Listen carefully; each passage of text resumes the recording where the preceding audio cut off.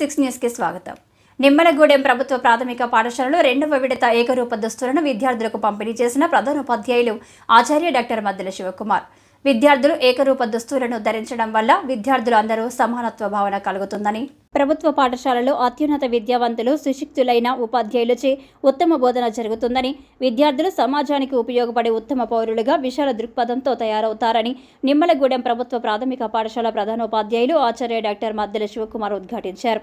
శుక్రవారం నిమ్మలగూడెం ప్రభుత్వ ప్రాథమిక పాఠశాలలో ఈ విద్యా సంవత్సరంలో 2వ విడతలుగా ఏకరూప దుస్తులను విద్యార్థులకు పంపిణీ చేయడం జరిగింది.